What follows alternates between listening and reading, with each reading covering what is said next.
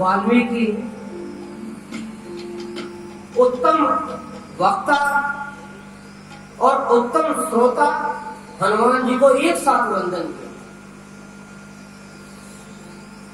वाल्मीकि मुनि ने रामायण की रचना करी आदिकाल में शंकर जी की प्रेरणा से। लेकिन हनुमान जी के साथ में एक सुंदर बात याद आ रही है, आप सब लोग बड़े प्यारे हैं उस बात को, क्या कि हनुमान जी इतने प्यारे देव हैं कि उत्तम श्रोता तो नहीं, जहाँ पर कथा होती है वहां पर बुलाते हैं, लेकिन हनुमान जी के जैसा उत्तम वक्ता कोई दूसरा नहीं है। राम कथा के उत्तम वक्ता भी है हनुमान जी महाराज। कैसे उत्तम वक्ता की क्या है प्रमाण, कैसे है ये उत्तम वक्ता? कि उत्तम वक्ता हनुमान जी जैसा जब कथा कथन प्रारंभ करता है तो जो लोग कथा सुनते हैं उनको राम की कथा ही नहीं सुनाता, राम की प्राप्ति करवा देता है। लंकापुरी में हनुमान जी ने राम कथा का गायन किया सीता जी के सामने, तो रामचंद्र गुण बरने लगा, तो सुनते ही सीता कर दुख भागा। इतने दुख में थी, रात दिन एक एक पल बड़े भारी निकल रहे थे, लेकिन ऐसे उत्तम वक्ता है हनुमान जी। इसलिए हनुमान जी का सिर्फ इतना भी न समझे कि वो उत्तम श्रोता ही है, वो उत्तम वक्ता भी है। विभीषण जी को सुनाया राम कथा, फिर वहां पर उनके कुटिया में जाकर के उनको राम जी की प्राप्ति होगी। उत्तम वक्ता इनकी तरह का कौन होगा? इसलिए हनुमान जी महाराज को और मुनि वाल्मीकि को प्रणाम करते हुए आइए हम लोग आगे बढ़े। फिर सीता माता को वंदन करते हुए तुलसीदास जी ने लिखा, उद्भव स्थिति संहार कारिणीं क्लेश हारिणीं सर्व श्रेयस्करीं सीतां नतोऽहं राम वल्लभा।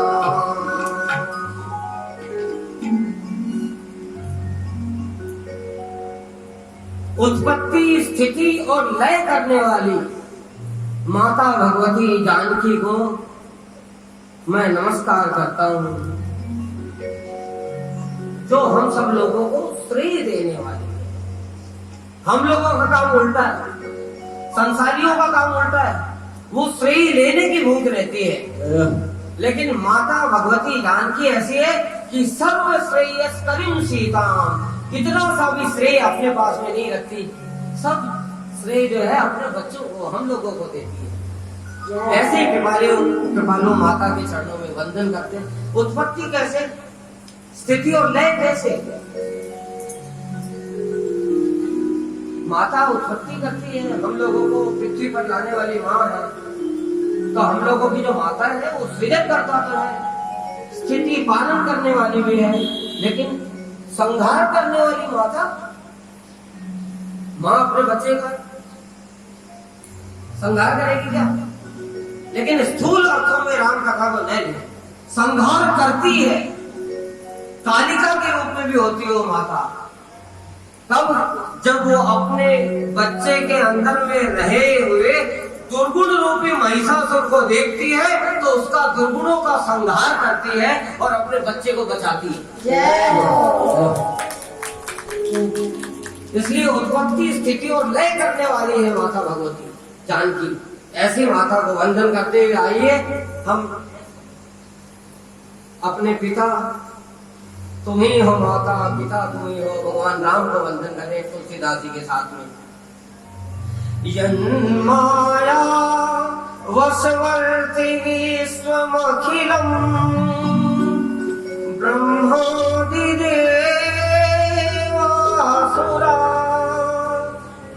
यत्सत्त्वादमृषैव भाति सकलम् रज्जौ यथा हिर्भ्रमः यत्पादप्लव मेघमेव हि भवान् बोधे स्थितिर्सावतान् वन्दे हम तमशेष कारणपरम् रामाख्यमीशं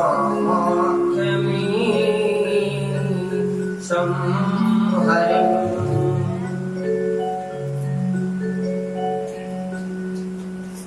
जिसकी माया सत्ता के अधीन है ब्रह्मा और अन्य सारे देवी देवता, जिसकी माया के वशीभूत है अखिल ब्रह्मांड,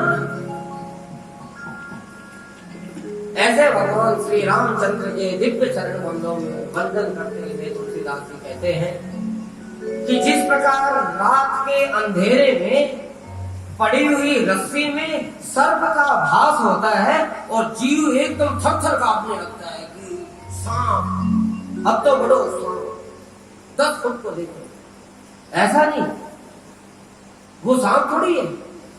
लेकिन कई लोगों के, मैं डॉक्टर हूं, मैं स्पीड पर बोल के बोल रहा हूं कि एक बार मैंने अपने जीवन में ऐसा केस देखा है कि एक महिला को झुंझुनू में सर्प ने दंश किया और वो महिला 1 घंटे में वहां पर पहुंची, उसको उसके घर वाले लेके आए, वहां तक वो महिला जीवित थी और भीड़ भाड़ मच रही थी। उसी में वो ग्रामीण एक परंपरा है कि सर्प को मार करके वो डॉक्टर के पास लेके आते कि ओ साहब खाओ, डॉक्टर साहब देख लो। तो डॉक्टर कुछ बोलता, उसके पहले उस भीड़ में से किसी महिला ने कह दिया कि अरे ये सांप तो बहुत जहरीला सांप था, और ये सुनते ही जिसके सब खाया था कांपने लगी और 1 मिनट के अंदर में उसके प्राण पखेरु उड़ गए बिना सर्प के। यानी मन का आपके तन पर बहुत असर पड़ता है। मन जब अशांत होता है तो उसका उड़ा, तो अंधकार में जो हमारा जीवन है उसके अंदर में जिस प्रकार रस्सी में सांप का आभास होता है, उसी प्रकार ये संसार है नहीं, भगवान में संसार का आभास हो रहा है आप लोगों को। अब ये 9 दिनों की यात्रा में क्या करना है? इस संसार में भगवान का आभास हम लोगों को करना है, तभी हमारे जीवन के संपूर्ण भय कष्ट दूर हो सकते हैं। नहीं तो कुछ भी कर ले वो दूर नहीं होंगे। तो तुलसीदास जी बड़े भाव से कहते हैं कि यत्पादप्लव, ऐसे कर्मा विधान के जो पाद पद्म है, चरण है, वो नौका के आकार के हैं।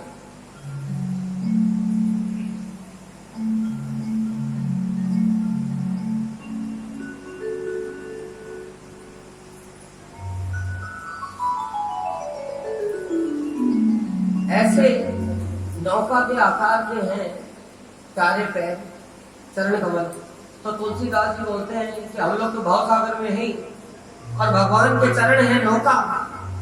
तो ऐसे भगवान के चरण कमल रूपी नौका का आधार लेकर के मानो तुलसीदास जी कह रहे हैं कि इस भाव सागर से पार हो गए सब लोग।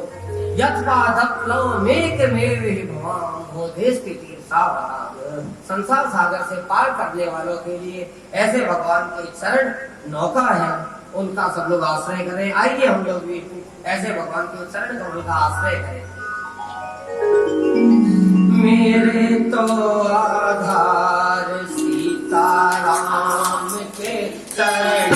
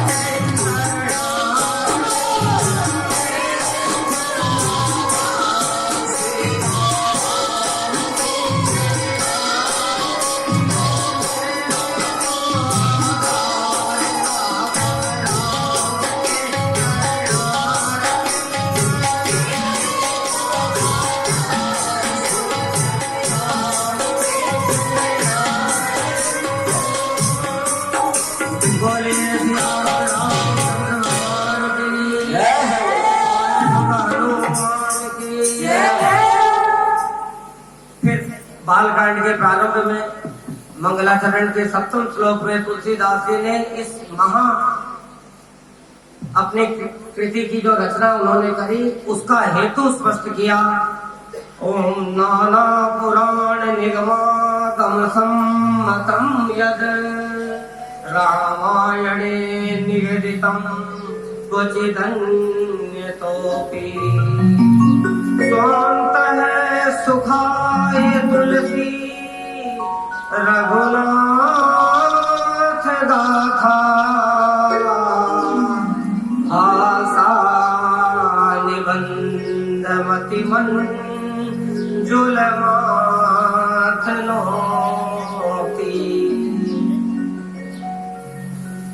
तुलसीदास जी का ये दर्शन बड़ा मन को प्यारा लगने वाला है, एकदम निरभिमानी। और जो निरभिमानी होते हैं ना वही भक्ति के मार्ग पर चल सकते हैं। तुलसीदास जी कह रहे हैं कि मैं कोई नई रचना, कोई नया काम नहीं कर रहा हूं। अनेक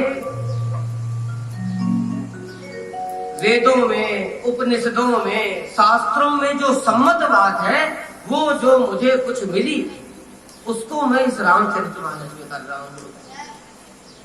नाना पुराण निगमागम और आदि रचयिता रचनाकार जो वाल्मीकि है उनकी वाल्मीकि रामायण में भी जो उनको बोले कि जो मुझे बुद्धि में जो अच्छा लगा उसका केवल मैं भाषांतरकार हूं, मैं कोई नया काम नहीं कर रहा। और आज का मानव छोटा सा काम करने पर उसकी अभिमान एकदम बड़ा हो जाता है। लेकिन तुलसीदास जी का उन्होंने हेतु स्पष्ट किया कि भाषा निबंध मति मंजुल मात्र होती, मैं सिर्फ उसका भाषांतरकार हूं, अपनी भाषा में उसको लिख रहा हूं और कुछ नया काम नहीं कर रहा। इस प्रकार के भाव के साथ तुलसीदास जी ने लिखा। किस लिए? उद्देश्य का जगत में हमको बड़ा पंडित कोई माने, बहुत बड़े विद्वान हैं, उपदेश कर रहे हैं, ऐसा नहीं। तुलसीदास जी कहते हैं कि मैं अपने स्वांत सुख के लिए कर रहा हूं, मेरे अंदर में मेरे को बड़ा आनंद मिलता है इसलिए मैं भजन करता हूँ, किसी को दिखाने के लिए नहीं कर रहा। रामचरितमानस और इस भाव से तुलसीदास जी ने, और सत्य है किसी के बदलने से भी कभी कोई बदला है? हम चाहें कि किसी को बदल सकते हैं क्या? रामकृष्ण आए और गए, कोई बदला? और भी कलयुग और आ गया। संतों ने किसी को बदलने की कोशिश नहीं करी और जगत बदला है संतों को देखकर। इसलिए तुलसीदास जी ने किसी को बदला नहीं, उन्होंने स्पष्ट रूप से घोषणा करी है, तू स्वांत सुखाय तुलसी रघुनाथ दास। तो भगवान का जब भी भजन करे, गायन करे, उनके चरित्र का श्रवण आदि करें तो स्वांत सुख के लिए करें, किसी को प्रभु भाव में भावित होने के लिए करें, संसार के लोगों को प्रभावित करने के लिए कभी भी भगवंत कथा का आधार न ले, भगवान में भावित होने के लिए करे सदा। तो इस प्रकार ऐसे कार्य तुलसीदास जी को वंदन करते हुए आइए तुलसीदास जी ने ये 7 श्लोक संस्कृत में, जो हमारी सारी भाषाओं की जो जननी है, देव भाषा है, उसमें करी संस्कृत भाषा को समुचित सम्मान दिया। और फिर तुलसीदास जी ने मानो कह दिया अपने समकालीन जो समाज था उसके अंदर में तुलसीदास जी को पता था कि सब लोग मेरे को गालियां देने वाले हैं, आगे जो मैं कार्य करूंगा। और सारा समाज ने गाली दी है तुलसीदास जी को। उस समय सारे विद्वान एक तरफ हो गए, समाज का जो एक विद्वानों का जो एक समाज है वो सब विरोधी होकर के कह दिया कि इसके जैसा पाखंडी साधु नहीं देखा, इसकी रामायण को तुरंत जला दो, गंगा में फेंक दो, नहीं तो ये कलिकाल में सब लोगों को पापी बनाएगा। लेकिन तुलसीदास जी का गुरु कौन है? देखिए तुलसीदास जी के वैसे दर्शन करने से यह ज्ञात होता है कि तुलसीदास जी के जीवन में 3 गुरु हैं। एक देवादिदेव महादेव हैं, वो लिखते भी हैं, अभी यहाँ पर वंदन भी किया था गुरु के रूप में। एक तुलसीदास जी इस रामचरितमानस को अपना गुरु मानते हैं, और तीसरे उनके दीक्षा गुरु नरहरिदास जी महाराज उनके गुरु थे, दीक्षा गुरु। ये 3 गुरु। तो शिष्य जब नकली होता है हम लोग जैसा, तो ही गुरु जो है कितना द्रवित होता है। तो क्या तुलसीदास जी जैसे सच्चे शिष्य पर संसार गाली दे तो ये गुरु क्या समाधि में बैठा रहेगा क्या? ये भगवान विश्वनाथ तुलसीदास जी के गुरु काशी विश्वनाथ के मंदिर में प्रकट हो गए, और सब लोगों ने रामचरितमानस को एकदम नीचे, जहां पर सारे ग्रंथों को ऊपर रखा और इनको एकदम नीचे रखा, कपाट बंद कर दिए। तुलसीदास जी ने रोते हुए आग्रह किया कि आप लोग ऐसे मत करो, रघुनाथ जी का यशोगान का वर्णन किया है, कोई सुनने के लिए तैयार नहीं। तो गुरु शरण में तुलसीदास जी ने जब देखा तो मानो गुरु ने अपने शिष्य को इशारे में कह दिया कि बेटा चिंता मत करो, इनसे कह दो कि सारा काम अब गुरु ही करेगा, अब तुम लोग एक तरफ और मैं और मेरे गुरु जी एक तरफ। कहा कि इनसे कह दो कि आज रात के लिए इसको यहाँ पर रख दो, कल सुबह अगर तुम लोगों को जचे तो इसको जला देना, गंगा में फेंक देना। बोले कि अंदर रखने से क्या होगा? बोले कि मेरे गुरुदेव भगवान विश्वनाथ इसको आकर के प्रमाणित यदि कर दे सबके सामने तो रखना, और अगर भगवान विश्वनाथ के सामने रख दो और जैसा ही चाहे वैसा सुबह आप लोगों जो से करना। रोते हुए उन्होंने आग्रह किया। जगत ने सोचा कि ठीक है, इसको पाखंडी है, अलग अलग पाखंड रचने वाला है। ध्यान रखे, जब जब आप भक्ति के मार्ग पर चलेंगे तो आपके समकालीन लोग आपके भयंकर विरोधी हो जाएंगे। भरतलाल जी जैसा राम प्रेमी, उसका विरोध कितना ज्यादा हुआ, अभी आगे की कथा में आएगी। अरे मां जाया भाई लखन जैसे प्यारे भाई भी कहते हैं कि भैया आज भरत को सूर्यास्त के पहले पहले यहाँ पर मैं नहीं मार दूं तो मैं आपका भ्राता नहीं। खुद का भाई भी। राम की प्राप्ति, भक्ति की प्राप्ति में बड़ी बाधाएं आती है, लेकिन विश्वास रखें कि जिसकी आप भक्ति कर रहे हैं वो भगवान अंधा नहीं है, सारा संसार अंधा है। इसलिए भक्ति बड़े प्रेम और निडरता के भाव से की जाए, ये भक्ति की विधा है। तो तुलसीदास जी ने रामचरितमानस को रख दिया गया नीचे, सारे पुराणों को सबको उसके ऊपर में रखा गया। और जब घोर काल हुई, मंदिर के कपाट खोले गए भगवान विश्वनाथ के, तो रामचरितमानस जो वहां पर रखा हुआ था नीचे, वो सबसे ऊपर में मिला।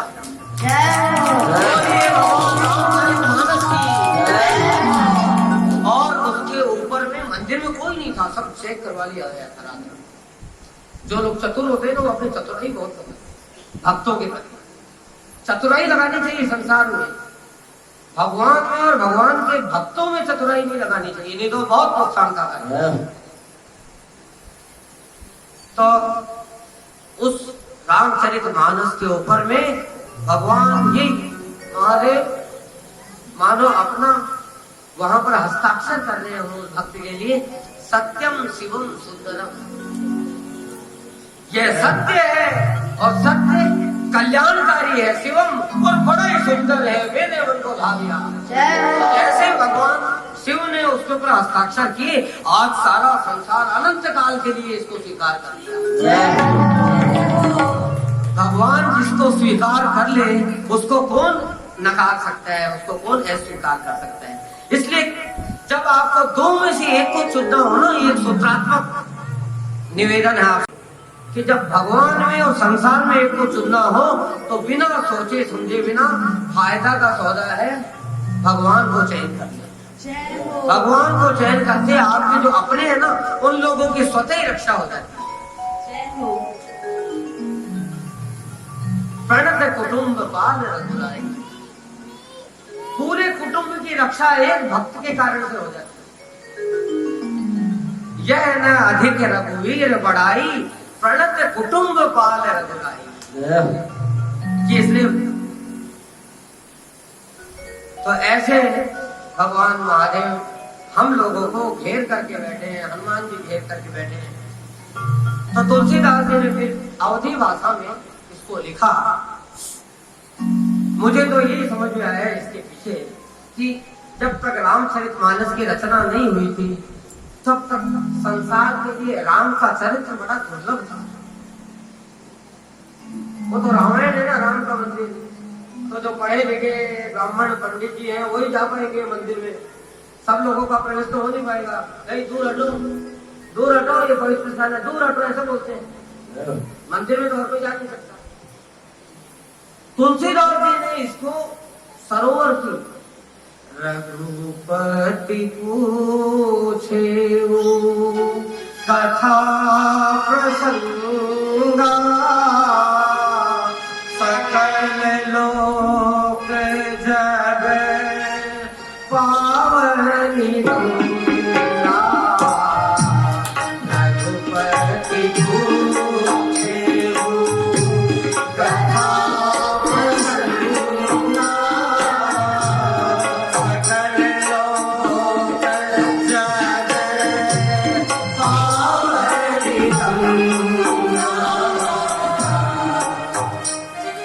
तो ये तो सकल लोक को पावन करने वाली गंगा को अवतरित करना था पृथ्वी तल पर। मंदिर तो कई बना सकते हैं साहब, लेकिन गंगा को अवतरित करने वाला तो कोई भगीरथ प्रयास करने वाला भगीरथ तुलसीदास जैसा ही होगा। गंगा को हर कोई नहीं ला सकते। मंदिर तो बहुत बन सकते हैं। द्वारकाधीश का मंदिर, जमुना बिहारी राम का मंदिर, बहुत मंदिर है, रंगनाथ भगवान का मंदिर, लेकिन गंगा तो सकल लोक को पावन करने वाली एक ही शक्ति है। तो ऐसे तुलसीदास जी मानो भगीरथ के रूप में इस राम कथा हरि कथा रूपी गंगा को लाए। और गंगा के पास में अप्रोच हर कोई कर सकता है, मंदिर में अप्रोच नहीं कर सकता। हम जैसे हैं गंदे हैं, तो गंदे हुए हमारी माँ है गंगा माता। माँ कहती गंगा, ये नहीं बोलते है गंदा कहीं का दूर जा, शुद्ध हो क्या। वो ये बोलती है कि अरे बेटा गंदे हो तो क्या हुआ, आओ मैं अपने आंचल में लूं, मैं तुम्हें साफ करूं, मैं तुम्हें सजाऊं और बड़ा सुंदर बनाऊं। ये तो गंगा है, ये गंगा है। इस गंगा में हम सब लोग अपने आप को, अपने मल को धोए। हरि की कथा गंगा है।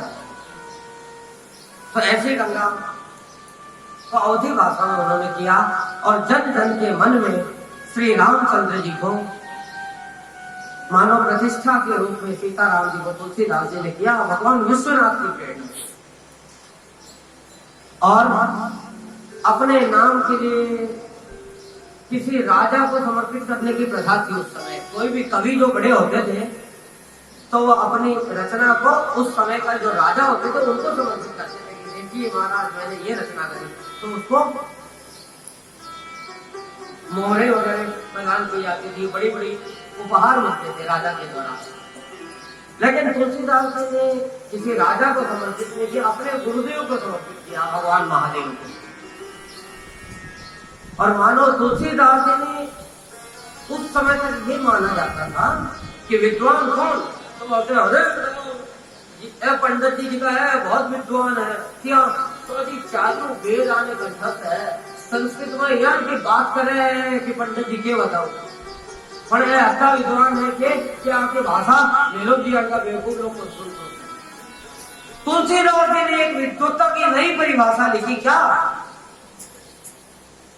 कि जो बहुत ज्यादा कठिन हो उसको सरल रूप में रामचरितमानस के रूप में रख दे, वो असली विद्वान है। वो विद्वान थोड़ी हुआ, गुरु जी हमें पढ़ाने आए और वो तो पढ़ा रहे हैं, उनको समझ में नहीं आए, तो विद्वान थोड़ी हुआ। श्रीमद् भागवत, वाल्मीकि रामायण, श्रीमद् भगवत गीता आदि की पहुंच हर किसी की नहीं हो सकती। वहां पर विद्वता की आवश्यकता है, संस्कृत भाषा का ज्ञान होना चाहिए। हमारी पात्रता नहीं है। इसलिए यह प्राइमरी स्कूल की पढ़ाई है। नो ये वाली सिद्धि की कामना करता है साधु। दूसरे श्लोक में मूक होई वाचाल पंगु चढ़ई गिरिवर गहन जासु कृपा सो दयाल द्रव सकल कलिमल दहन। मूक होई वाचाल पंगु चढ़ई गिरिवर गहन जासु कृपा सो दयाल द्रवं सकल कलिमल दहन। संस्कृत वाले श्लोक का ही भाषांतर है। मूकम करोति वाचालं पंगुं लंघयते यत् कृपातमहं वन्दे परमानंद माधव। बोलिए बाल भगवान की, बोलिए बाल भगवान की।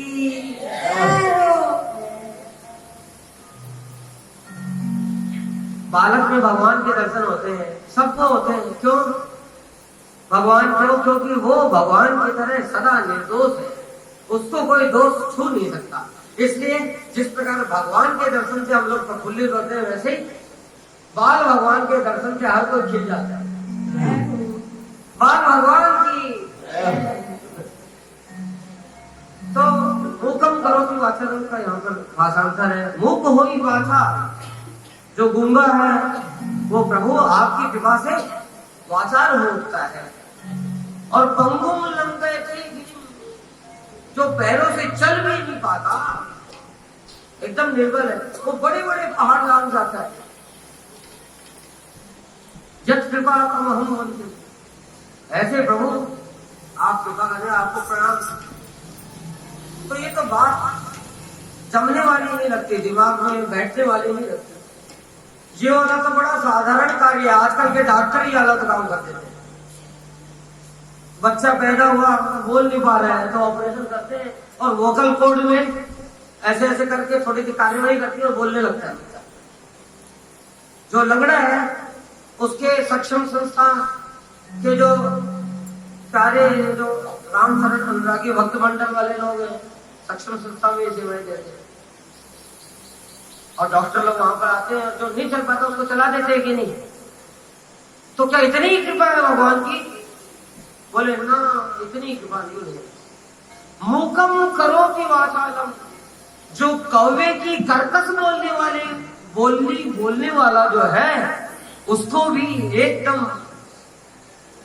वाचा यानी सार्थक बोलने वाला बना देते हैं। भगवान कृपा करते हैं। तो वो कल तक जो गाली गलौच दे करके बात करता था, वो भगवान की प्रेममयी वाल्मीकि मुनि की तरह राम राम की वाणी बोलने लगता।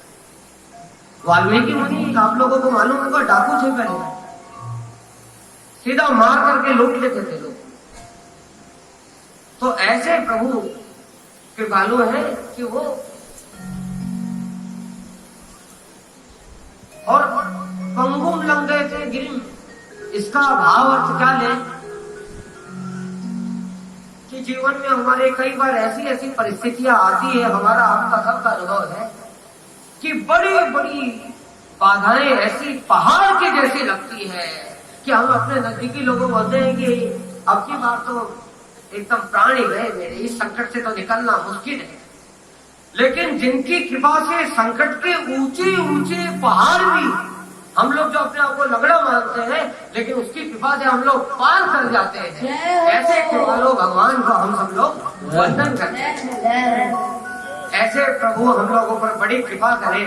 लेकिन फिर तीसरे छोटे में भगवान तुलसीदास जी कहते हैं कि ऐसी कृपा करने वाले भगवान कृपा करके चले न जाए, वो मेरे हृदय आधार में निवास करे, मुझे छोड़ करके चले न जाए, कृपा करे और फिर विराजे। नील सरोरुह श्याम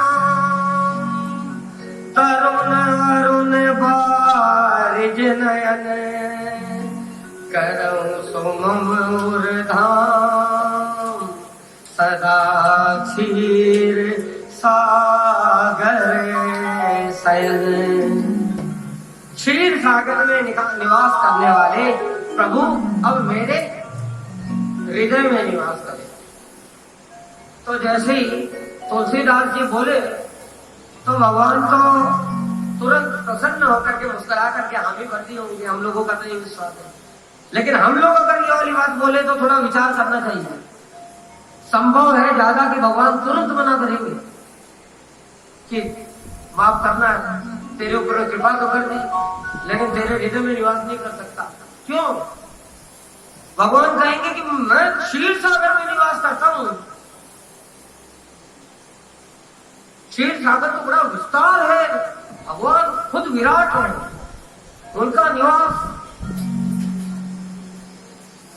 भगवान कहते हैं कि मैं क्षीर सागर में निवास करता हूं, मैं विराट हूं।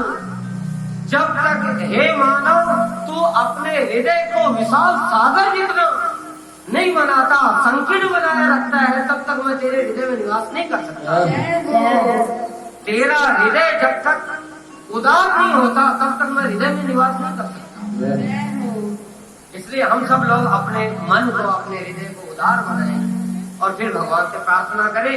महापुरुषों का हृदय बड़ा उदार होता है, सब पर कृपा करते हैं, इसलिए भगवान उनके हृदय आधार में बसते हैं। और फिर भगवान महादेव के लिए लिखा, ओम कुंद इंदु समदे है रमन करुणायन जाहि दीन परने है करो कृपा मर्दन मर्दन। मोगरे के पुष्प की भांति जितना सुंदर श्वेत वर्ण है जिन भगवान महादेव का, उमा के रमण है और करुणा के तो अयन है, आगार है, करुणावतार है भगवान शिव। ऐसे भगवान शिव जिनका तीनों पर बड़ा स्नेह, ऐसे प्रभु कामदेव का मर्दन करने वाले भगवान महादेव हम लोगों पर बड़ी कृपा करें। देखिए, एक बात ध्यान से सुने कि दीनों पर दया करना बड़ा आसान है। क्यों?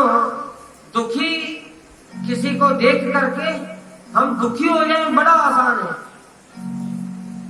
क्यों? क्योंकि उससे वो बेचारा कहलवाएगा, हम दयालु कहलवाएंगे। समाज बात हो गया है ना, उनको बड़ा दुख हुआ, देखो उसको दुखी देख कर बड़ा दुख हुआ, बड़े दयालु है, तो वो तो बेचारा हो गया। दया नहीं करते भगवान महादेव, जाहि दीन पर ने बड़ा प्रेम करते हैं, दीनों प्रेम करने वाले हैं भगवान महादेव। तो सदा दीनता से युक्त रहे। भगवान महादेव की कृपा छाया अगर चाहिए किसी को तो दीनता से युक्त रहे। भगवान महादेव अपने आप प्रेम करने लगे। जाहि दीन पर ने करो मर्दन भय। कामदेव का मर्दन करने वाले भगवान महादेव हम सब लोगों पर कृपा करें। और फिर 5वें श्लोकों में पुनः गुरु वंदना। वंदौ गुरु पद कंज कृपा सिंधु नर रूप हरि महामोह तम कुंज जासु वचन रवि कर निकर। और गुरु के चरणों में वंदन करते हुए तुलसीदास जी ने कहा कि जो नर के रूप में साक्षात हरि है, ऐसे गुरु भगवान के चरण पंकज में मैं वंदन करता हूँ। और यहाँ पर श्री रामचरितमानस की प्रथम चौपाई का प्रारंभ करते हुए तुलसीदास जी लिखते हैं, वंदौ गुरु पद पदुम परागा। वंदौ गुरु पद पदुम परागा। वंदौ गुरु पद पदुम परागा।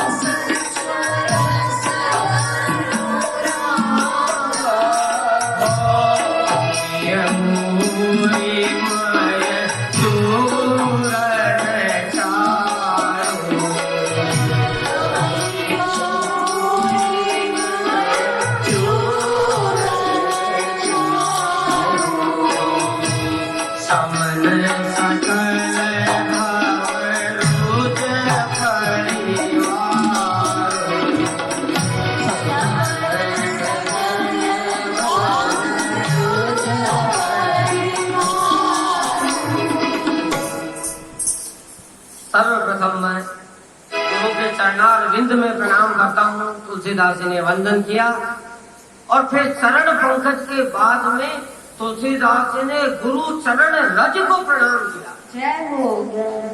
फिर चरण रज को प्रणाम करके अपनी आंखों में उसको अंजन लगाने की बात करते हैं। तुलसीदास कहते हैं, तुलसीदास जी ने यहाँ पर गुरु चरणों में प्रार्थना करते हुए दृष्टि की शुद्धि मांगी। बाल काटना, अंजन तो कभी लगाते ना कि आंख हमारी स्वस्थ हो, तो गुरु चरण रज से दृष्टि की शुद्धि मांगते हैं। क्यों? यहाँ पर बाल कांड में दृष्टि शुद्धि मांगी और फिर अयोध्या कांड में हम लोग जब आएंगे तो वहां पर मंगलाचरण में तुलसीदास जी गुरु चरण रज से मन की शुद्धि मांगी। इसका मतलब क्या हुआ? बाल कांड बाल्यावस्था का प्रतीक है और अयोध्या कांड युवावस्था का प्रतीक है। बाल कांड में बच्चे का मन खराब नहीं होता, समाज में रहने से उसकी पहले धीरे धीरे दृष्टि खराब होती है और दृष्टि फिर खराब होने से बाद में मन खराब होता है।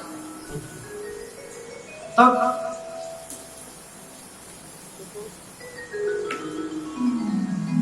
बोलिए सियावर रामचंद्र जी।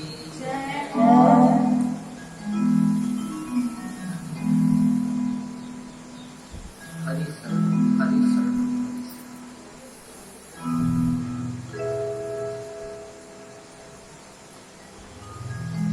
बोलिए माता सरस्वती की जय हो। दृष्टि खराब होती है तब जाकर के मन खराब होता है। यहाँ पर मन की शुद्धि मांगी, वहां पर बाल कांड में दृष्टि की और वहां जब युवावस्था है तो मन की शुद्धि। श्री गुरु चरण सरोज रज निज मन मुकुरु सुधार। तुलसीदास जी कहते हैं कि गुरु के चरणार विंद की जो रज है, भगवान शिव के अंग में जो मली हुई विभूति है वो जितनी पवित्र है उतनी गुरु चरण की रज है। उसका अंजन करिए तब दिव्य दृष्टि प्राप्त हो। इस प्रकार के भाव है। और फिर यहाँ से तुलसीदास जी का वंदना प्रकरण प्रारंभ होता है। तो तुलसीदास जी वंदन करते हुए संतों को वंदन करते हैं तो समझ में आता है। फिर असंत को भी वंदन करते हैं। तुलसीदास जी सज्जन को वंदन करते हैं तो दुर्जनों को भी वंदन करते हैं। कितनी सुंदर दृष्टि है, देखिए। दुर्जनों को कोई वंदन करता है क्या? दुर्जन को कोई वंदन नहीं करता, लेकिन तुलसीदास जी ने दुर्जनों को भी वंदन किया, देवताओं को वंदन किया तो दानवों को भी वंदन किया। और तुलसीदास जी कहते हैं कि मैं ऐसे संतों को, संत समाज को, ये जो समाज है उनको वंदन करता हूं। क्यों? मुद मंगलमय संत समाज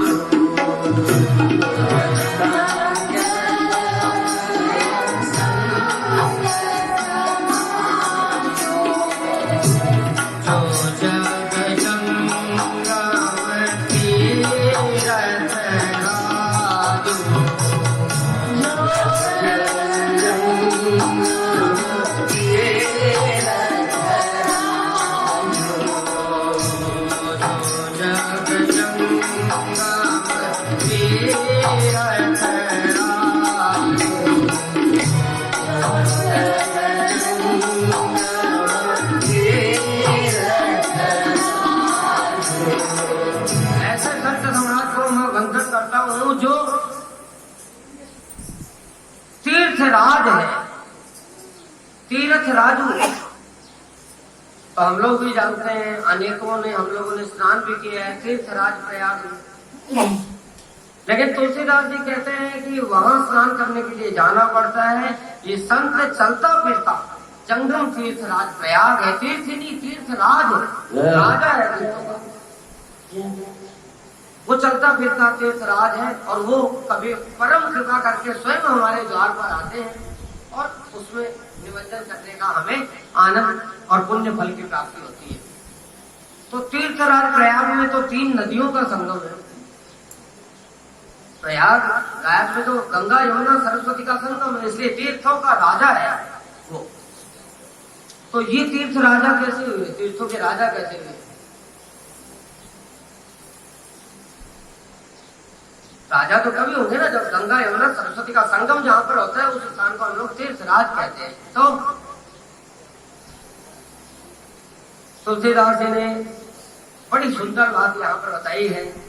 कहते हैं राम भगति जय सूर सरी धारा,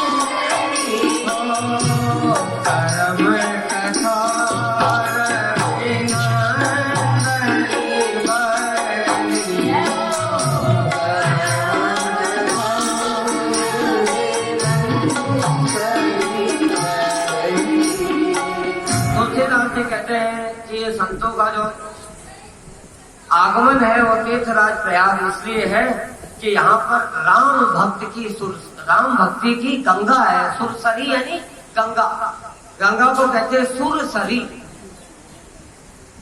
और सरसई ब्रह्म विचार प्रचारा, ब्रह्म विचार की सरसई कहते हैं सरस्वती को। सरसई ब्रह्म विचार प्रचारा, सरस्वती भी है।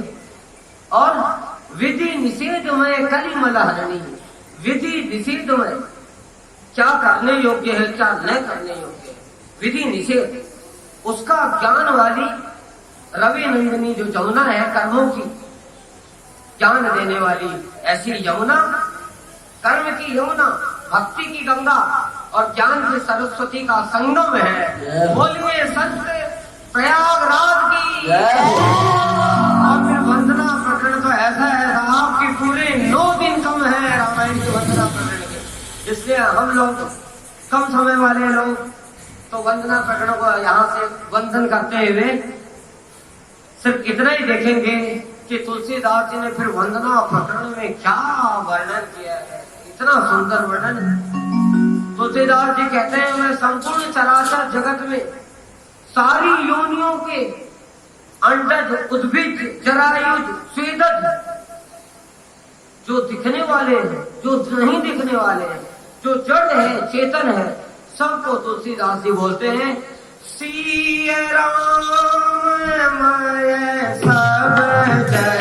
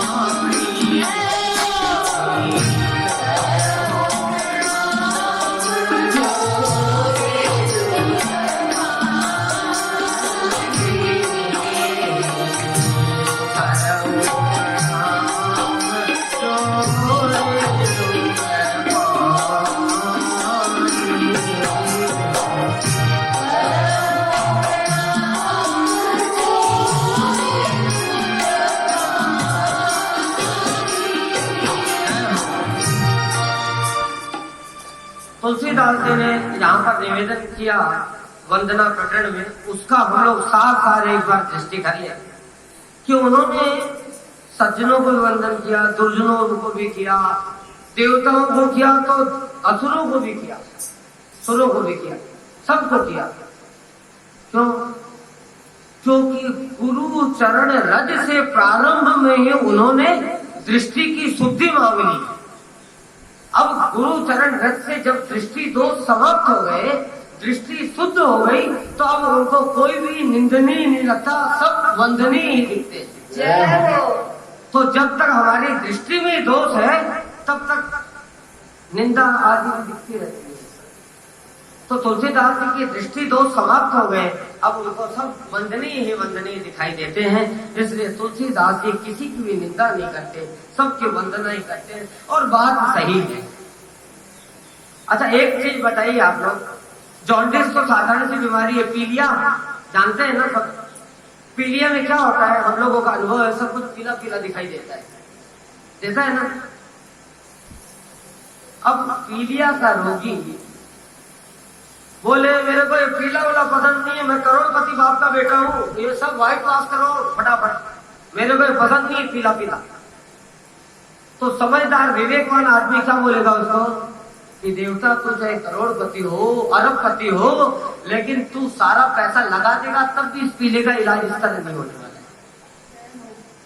तेरे को पीला पसंद नहीं है ना, तो एक काम कर,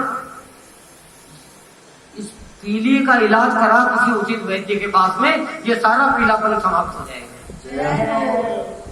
तो तुम ये दोष दूर करो, तेरे में ये गलती है, तू ये दोष दूर करो, और सब में दोष ही दोष दिखाई देते हैं।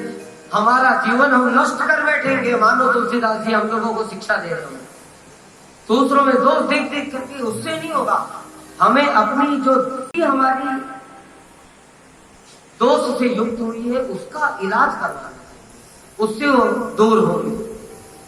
और फिर सब, अच्छा अभी गर्मियों के दिन आने वाले हैं, पांव जल रहे हैं हमारे, और हम बहुत ऐश्वर्यवान हो, तो बोले ये पसंद नहीं है सर, तो क्या बोले क्या गरम गरम लग रहा है, पूरी धरती पर कालीन बिछवा दो, संभव है? कभी नहीं होने वाला है। उस गर्मी से दूर होना है तो अपने पैरों में एक चप्पल पहन लो, पूरी धरती पर फिर गर्मी नहीं लगेगी। ये इलाज हुआ उसका, ये कोई इलाज हुआ? सबको दोष दोष दोष, तेरे में दोष, तेरे दोष। हमारी मानव जीवन की ये स्थिति बन गई, असंतुष्टि पूरे जीवन तो ना।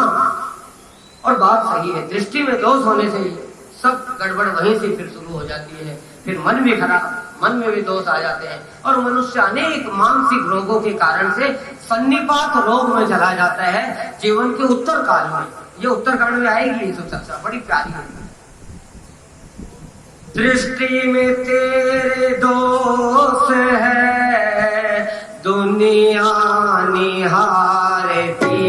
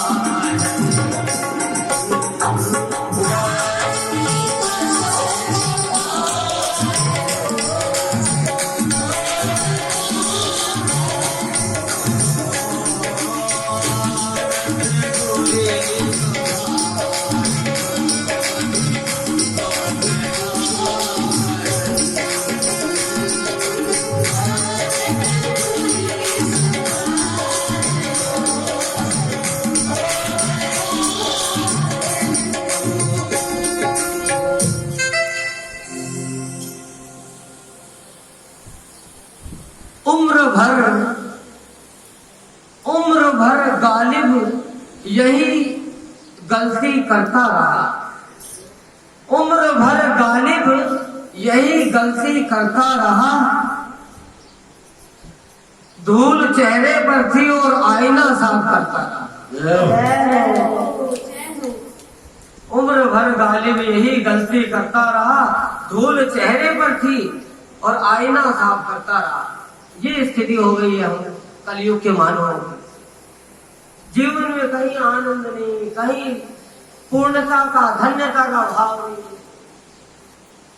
ऐसी स्थिति हो गई। तो ये सत्संग आदि पुण्य स्वर्ग ये सब हटाए। बहुत छोटे हैं। राम जी अभी उत्तरकांड में अपने मुंह से कहेंगे हम राम भक्तों को, अवधपुर वासियों को, कि ये मानव जीवन एही तन कर फल विषय न भाई, स्वर्ग स्वल्प अंत दुखदाई।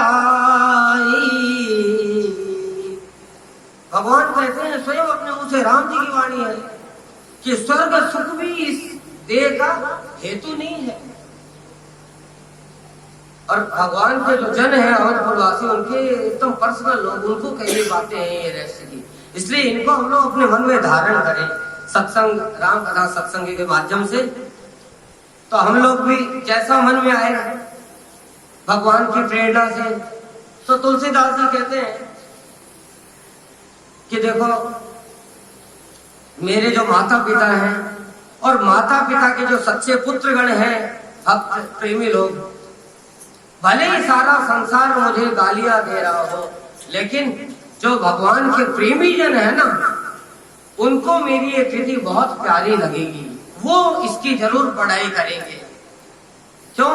क्योंकि यही मह रघुपति नाम उदारा, श्रुति पावन पुराण श्रुति सारा। वेद पुराणों का सार तत्व राम जी का महामंत्र रूपी नाम है इस पुराण में, इसलिए सबको बड़ा प्यारा लगेगा। इसलिए और फिर तुलसीदास जी ने वंदना प्रकरण में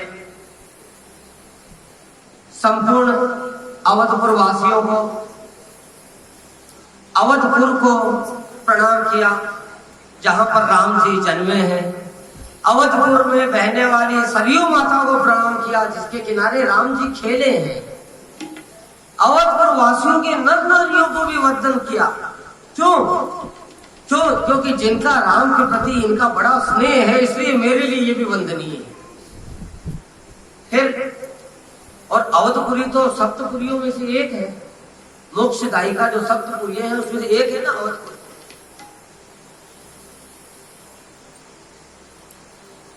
तो तुलसीदास जी ने अवधपुर में सबका प्रणाम किया।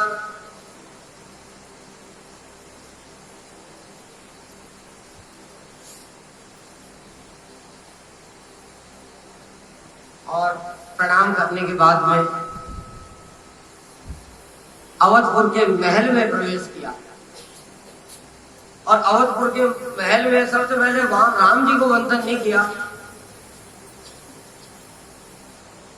सबसे पहले राम जैसे पूर्ण चंद्र को प्रकट करने वाली पूर्व दिशा रूपी कौशल्या माता को वंदन किया। वंदो कौशल्या दिशि प्राची, वंदो कौशल्या दिशि प्राची, कीरति जासु सकल जग माची, कीरति जासु सकल जग माची, प्रगटे तुझे रघुपति शशि चारु, प्रगटे तुझे रघुपति शशि चारु, विश्व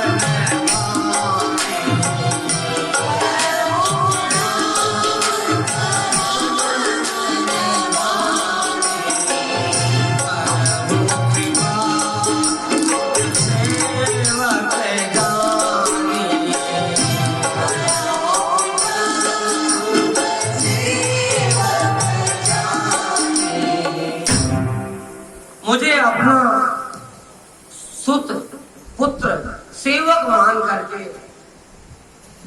राजा दशरथ जो राम जी के पिता हैं और संपूर्ण रानियां मेरे ऊपर में कृपा की वर्षा करें। और फिर तुलसीदास जी ने बड़ी प्यारी बात है लिखी। दशरथ जी को प्रणाम करते हुए तुलसीदास जी कहते हैं, बंदौ अवध भुवन, अवध के सम्राट राजा दशरथ को मैं वंदन करता हूं। ये बात देखने में बड़ी उल्टी लगती है, संत सम्राट को वंदन कर रहा है, जबकि हमारे देश की परंपरा क्या रही है? हमारे देश की परंपरा क्या रही है? सम्राट संत को प्रणाम करता है, लेकिन यहाँ पर संत सम्राट को प्रणाम करता है। ये तो उल्टी गंगा बहने वाली बात होगी। लेकिन ना, तुलसीदास जी कहते हैं मैं सम्राट को उसकी गादी के कारण में प्रणाम नहीं कर रहा। बंदौ अवध भुवन,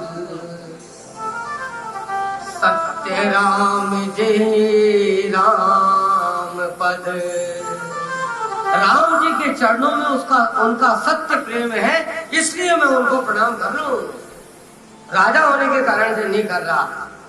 सच्चा प्रेम है। क्या प्रमाण है उसका? सच्चा प्रेम है। कैसे आप कह सकते हैं कि उनका सच्चा प्रेम है? हम लोग भी तो बोलते हैं हमारा राम जी के चरणों में सच्चा प्रेम है। सच्चा कोई बताता है क्या कि हमारा नकली प्रेम है? हम कलयुग के जीव भी तो ही होते हैं, हम सबसे बड़े प्रेमी, ऐसा ही तो बोलते हैं। क्या प्रमाण है सच्चा प्रेम है? तो तुलसीदास जी ने कहा प्रमाण है क्या?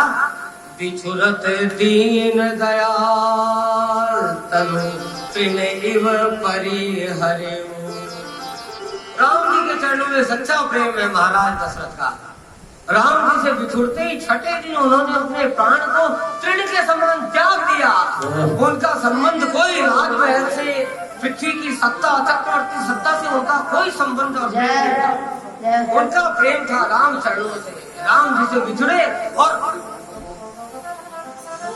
तनु तृण इव परिहरे, तृण के समान त्याग दिया। नहीं तो हम लोग देखते हैं कई बार स्थिति ऐसी देखने में आती है, पूरा दुख पाता रहता है, जीव लेकिन होता है डॉक्टर साहब मेरे को डर लग रहा है, मर तो नहीं जाऊंगा, मर तो नहीं जाऊंगा, इतना दुख पाता हुआ भी मरने से डरता है। और महाराज दशरथ जैसे इतने बड़े एक छत्र महामंडलिक राजा, चक्रवर्ती सम्राट, उनका वहां पर प्रेम नहीं है। वो राम सेवा के लिए उसके बीच में रहते हैं। इसका अर्थ क्या हुआ? कि हम संसार सागर में रहें, लेकिन जिस दिन ये सागर हमारी इस देह रूपी नौका में आ गया, हमको डूबना पक्का है। हमारे अंदर में ये सागर जिस दिन आएगा, डूबेंगे पक्का, चाहे कितनी अच्छी वाली नाव हो, ब्राह्मण वाली नाव हो, ब्राह्मणों में भी ऊंची वाली चाहे कितनी हो, लेकिन वो नाव डूबेगी सागर के साथ। हम संसार में रहें, लेकिन संसार सागर हमारे अंदर में रहे, इसका ख्याल रखें। और फिर वंदना प्रकट बड़ा प्यारा है। यहां से फिर तुलसीदास जी राम जी के ससुर जी के पूरे नगर को एक चौपाई में वंदन करते हैं। सबको अलग अलग प्रणाम नहीं किया। यहां पर भरत जी को भी प्रणाम किया है, लेकिन तुलसीदास जी ने सबको अलग अलग प्रणाम किया औधपुर में। लेकिन जनकपुर में जब प्रणाम करते हैं तो ऐसा भेद क्यों किया? एक ही चौपाई में उन्होंने लिखा, प्रणव परिजन सहित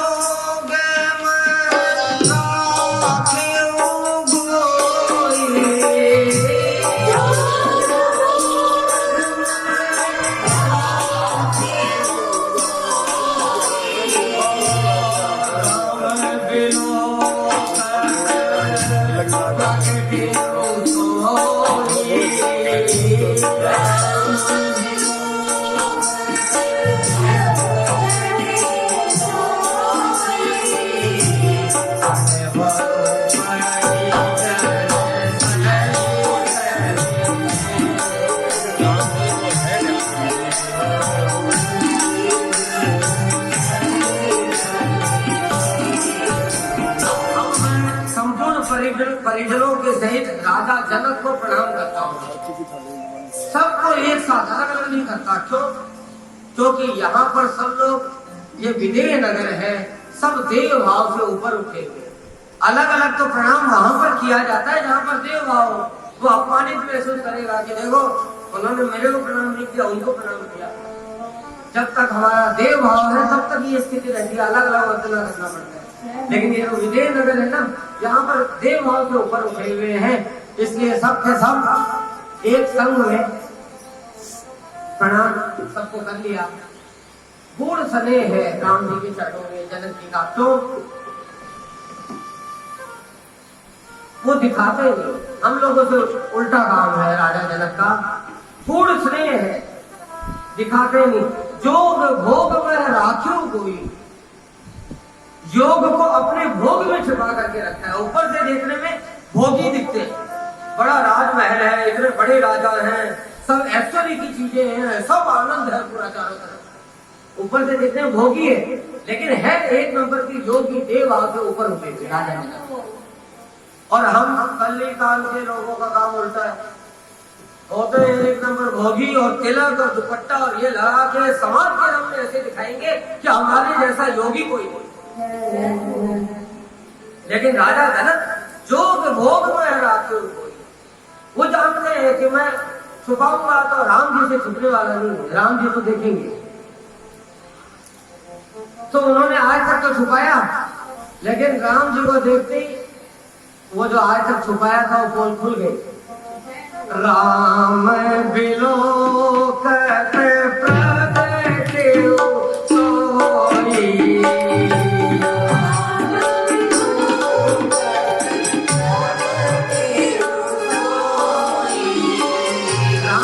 जैसे देखा जनकपुर में जब राम जी पधारे भाई लक्ष्मण के साथ, तो वो देव भाव उनका, वो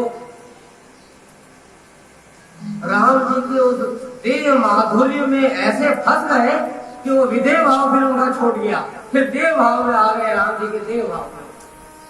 और सत्य ये है प्रेम चाहे कोई कितना ही छुपा ले, लेकिन वो छुपता नहीं। प्रेम छिपाया ना छिपे, जा घट पर घट हो, गर मुँह कछु बोले नहीं, तो नैन देते हैं रो। नैन रोगी राम को देख करके पागल हो गए राजा जनक। और विश्वामित्र जी से पूछते हैं कि महाराज ये क्या, आज तक जो मैंने साधना करी क्या उसका फल आ गया? आप बताओ मेरे को, ये परात्पर ब्रह्म आया है क्या? तो उन्होंने सारे समझा दिया। ऐसे करते वही है हम लोग अल्लाह राम जी की लीला अप्रकट रूप से हो रही है, वो अपनी भगवत्ता का प्रदर्शन नहीं करते, तो उनको बता दिया सत्य है, प्रेम छुप नहीं सकता। तारा की ज्योति में चंद्र छुपे नहीं, सूर्य छुपे नहीं, बादल छायो।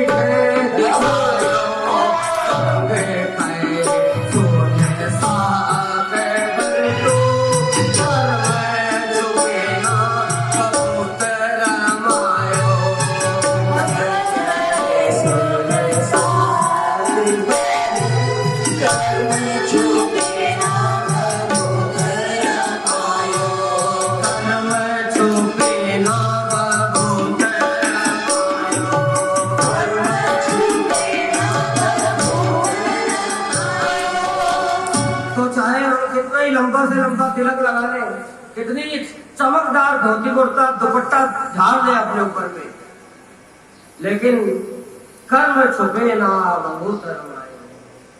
सत्य और पाखंड में बड़ा अंतर हो जाता है, वो छुपता नहीं है। इसलिए हम लोग आइए, आज का समय हो चला है, आज के क्रम को शिव जी के चरणों में समर्पित करते हुए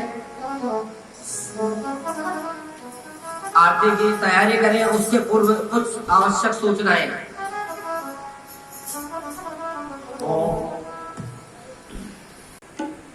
देखो, राम कथा वो पारस पत्थर है जिसके स्पर्श मात्र करने से कोई भी धातु सोना बन जाती है। और मेरा दावा है, आप लोगों से मेरी ये शर्त है, कोई इसमें धोखाधड़ी नहीं होगी। आपको केवल मन लगाकर इसको सुनना है, और यहाँ तो आपको सुनना है।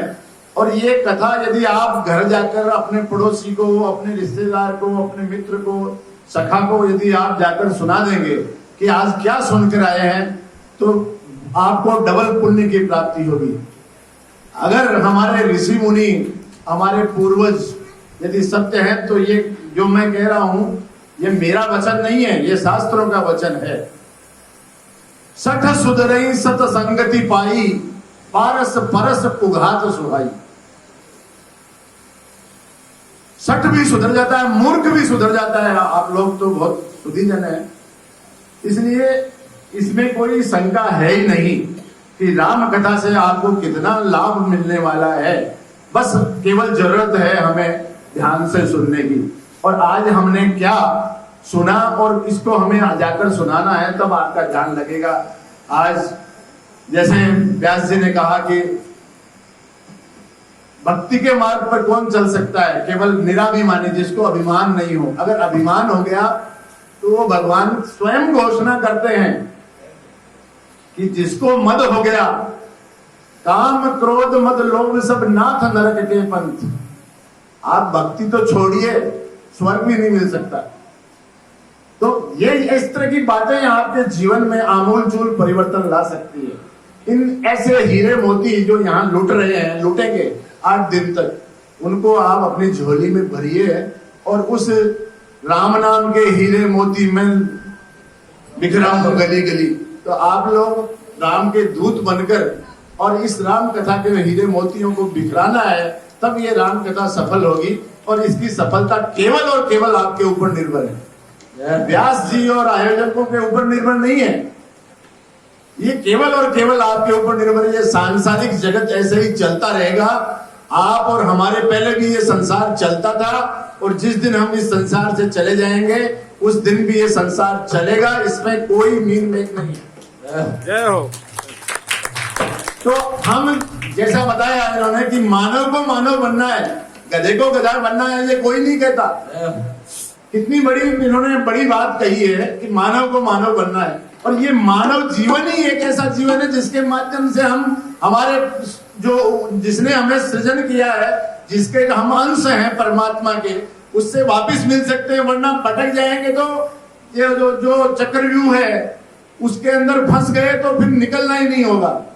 इसलिए उस परमात्मा के घर जो जाना निश्चित है, कोई उसको टाल नहीं सकता। परम से परम जो ज्ञानी थे वो भी मृत्यु को टाल नहीं सके, तो हम तो हैं कौन से बात की बोली। तो इसलिए अपने को हम बंबई कलकत्ता जाते हैं, अपनी सूटकेस संवारते हैं, तैयारी करते हैं, दवाई लेते हैं, हमारे जल्दी से सारे काम निपटाते हैं, और जहां से लौट के आना ही नहीं है उसके लिए कोई तैयारी नहीं है। कितनी बड़ी बात है। तो ये जो तैयारी है ये अपने वहां के लिए है। मेरे एक मित्र थे जिन्होंने ये दुपट्टे जो हमारे गले में है परसों उन्होंने लाके दिए, और कल शाम को हमें समाचार मिला कि उनके बड़े दामाद अचानक हार्ट फेल हो गए और इस संसार से विदा हो गए। इतनी पीड़ा हुई, क्या कहें। कोई पता नहीं है इस संसार का। हमने भोगा है, आपने भी भोगा है, अपने प्रियजन खोए हैं हमने।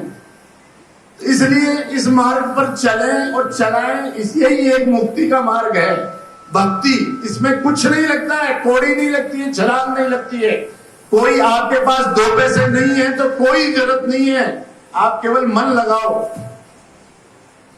भक्ति केवल अनुराग चाहती है, राग नहीं चाहती। एक बार की बात है, वैसे तो मेरा विषय नहीं है, परंतु आग्रह था कि एक बार मीराबाई भजन गा रही थी, तो एक संगीत के जो ज्ञाता थे उन्होंने एक पर्ची भेजी कि अनुराग राग से गाओ। अब मीराबाई तो भक्त थी, उसको क्या पता कौन से स्वर और लय ताल होते हैं, वो कोई संगीतज्ञ तो थी नहीं। तो उन्होंने फिर वो उस पर्ची पे राग के पहले अनु शब्द लिख के लौटा दिया। तो उन्होंने पढ़ा कि अनुराग से गाओ, क्योंकि भगवान तो जो है ना भाव के भूखे होते हैं, वो स्वर और ताल और वो नहीं देखते। तो आप तो उस भाव से यहाँ आओ और इस भाव से ही ये ग्रहण करो, और ये मान के चलो कि आपके दिमाग में आप अब तक इससे अछूते थे। और ये भक्ति का मार्ग इतना सरल और सुगम है कि जिसने इसको अपनाया, आप देखो नरसिंह भगत, नानी बाई का मायना भरा कि नहीं भरा? आप लोगों को विश्वास है कि नहीं भरा? है कि नहीं? बिल्कुल भरा। ये तो कलयुग की घटना है। मीरा जी ने अपनी देह है भगवान के शरीर के, भगवान के विग्रह के अंदर विलीन कर दी। ये पता है ना आप सब लोगों को। तो भक्ति से क्या नहीं हो सकता। भक्ति से गंगा आई, देव सुरसरी, देवताओं की नदी थी गंगा, वो धरती पर आ गई भक्ति से। भगीरथ अपनी करोड़ों वर्ष तपस्या करके और उसको धरती पर लेके आए, और कितनी जतन की है। सब पहले भगवान शंकर की जटा में उतारी उसको, फिर भगवान ने उसको जो है नियंत्रित करके धरती पे उतारी। सब कुछ संभव है। यदि भक्ति के मार्ग पर चलना हमने सीख लिया तो आज आपने जो वंदना का पाठ पढ़ा सुना, वंदना बहुत जरूरी है। आप किसी अपने घर पे भी किसी अतिथि को बुलाते हो या किसी नगर में किसी कार्यक्रम में प्रधानमंत्री, राष्ट्रपति, सांसद या एमएलए को बुलाते हो, उसको वंदना करते हैं, उसको नमस्कार करते हैं, प्रणाम करते हैं, उसका अभिनंदन करते हैं। यहां तो कल भगवान श्री राम आने वाले हैं, मां भगवती पार्वती का जन्म होने वाला है, तो उनके आगमन के पहले हमें अपने आप के भावों को कितनी ऊंचाइयां देनी है और कल हम किस रूप में यहाँ आने वाले हैं। भगवान स्वयं श्री राम यहाँ प्रकट होने वाले हैं और भगवान तो कहते हैं कि भाव से प्रकट होते हैं। हरि व्यापक सर्वत्र समाना और प्रेम ते प्रकट हो ही मैं जाना, ये सब शास्त्र कहते हैं, कोई व्यक्ति नहीं कह रहा है ये बात। तो कल आप भगवान श्री राम के जन्म के लिए उत्सव मनाने के लिए तैयार होके आए। आज की कथा को अब यहाँ विराम दिया व्यास जी ने, और कल माँ भगवती पार्वती का सती के बाद में दूसरा जन्म होगा और भगवान शिव को वो पुनः अपने को आपको अर्पित करेंगी। उसके बाद रामावतार होगा। इस तरह से ये कथा चलेगी। और अब आप आरती के लिए अपने आप को तैयार करें और सब लोग प्रसाद लेके जाएंगे। कल भगवान बाल रूप में प्रकट होंगे, तो किसी माँ बहन के मन में इच्छा है कि मेरा बच्चा भगवान राम के रूप में प्रकट हो, तो उसे सजा कर लाएं, हमें अतीव खुशी होगी, हमें भी बाल रूप के दर्शन मिलेंगे। तो इस बात पर भी आप गौर करिए, वरना भाव से तो भगवान प्रकट होंगे ही, सबको दर्शन देंगे ही। तो अब आरती के लिए